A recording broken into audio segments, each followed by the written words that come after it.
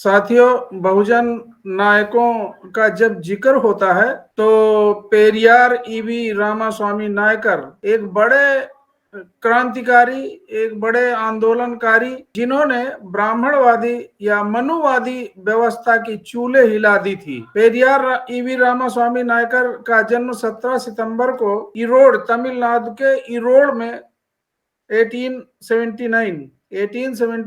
17 सितंबर 1879 को हुआ था। ये एक इजवा कम्युनिटी होती है वहां पे।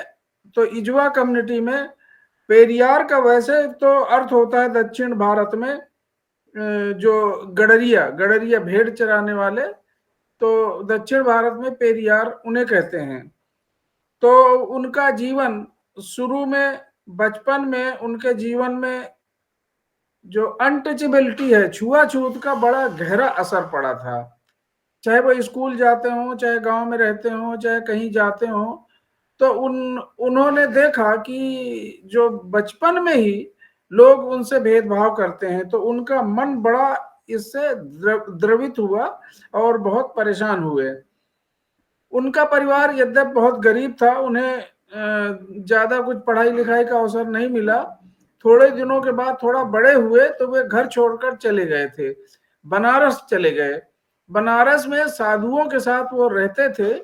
तो बहुत कम समय में उन साधुओं के जीवन का, उनके चरित्र का, उनके रहन सहन का उनके मन में बड़ा गहरा असर पड़ा।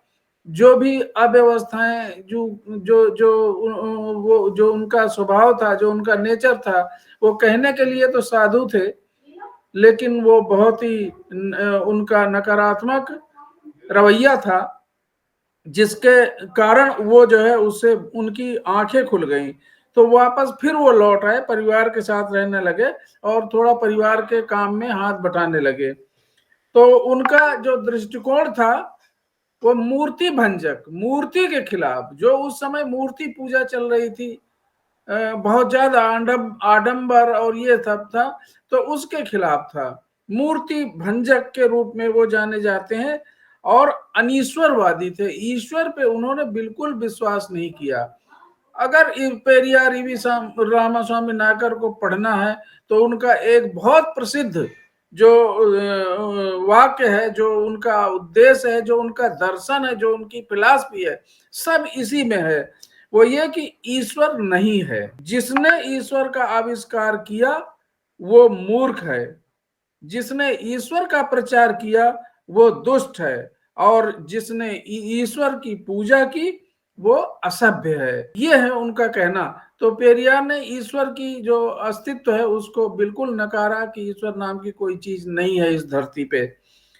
उन्होंने जो धर्मशास्त्र थे कि उनकी पवित्र जो ईश्वर द्वारा कहे गए वाक्य हैं, उनकी पवित्रता पे उन्होंने प्रश्न किया, उन्होंने अविश्वास पैदा किया और लोगों को उन धर्म ग्रंथों के खिलाफ, चाहे वो रामायण हो, चाहे वेद हो, चाहे पुराण, जो भी है, वो उनके खिलाफ जबरदस्त प्रचार किया।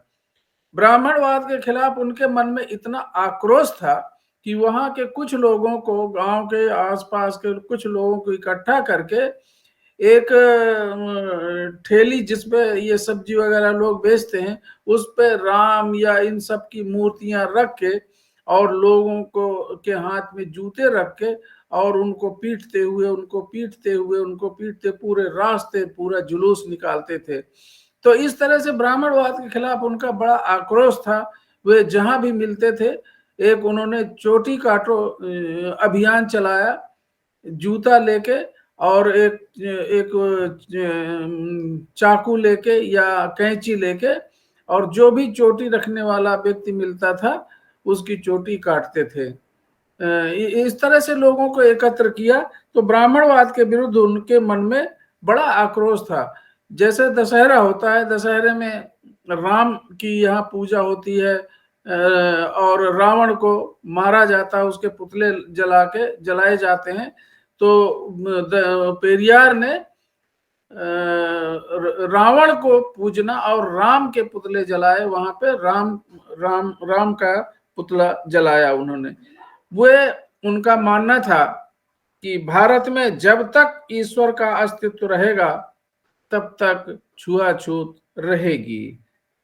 1944 में उन्होंने एक पार्टी भी बनाई, द्रविड़ कड़गम जो पार्टी बनाई, उसमें काफी उन्होंने प्रचार प्रसार किया।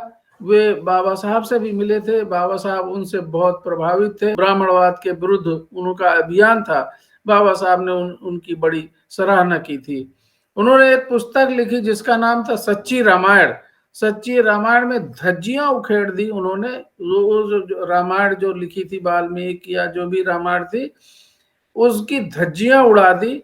वो किताब यद्यपि उसका विरोध हुआ, उनके समय में ही विरोध हुआ, मुकदमेबाजी हुई, सब कुछ, लेकिन उनकी जीत हुई। जो तर्क उन्होंने दिए, जो इस पुस्तक के खिलाफ में जो भी उन्होंने तर्क दिया, वो चाहे वो कोर्ट हो, चाहे जो बुद्धिजीवी लोग हों, सबको मान्य हुआ। तो हमारे तमाम बुद्धिजीवी साथियों को सच्ची रामायण पेरियार द्वारा लिखी गई जरूर पढ़ना चाहिए। तो उसी में उनका आंदोलन का स्वरूप स्पष्ट होता है।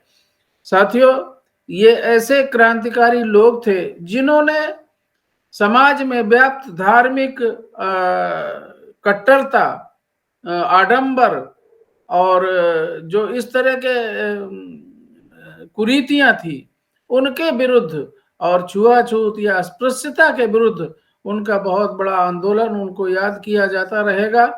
उन्होंने समाज को जगाया और उनका आंदोलन आज भी चाहे दक्षिण भारत में हो, उत्तर भारत में हो, सब जगह उन्हें याद किया जाता है एक ब्राह्मणवाद या मनुवाद के विद्रोही के रूप में।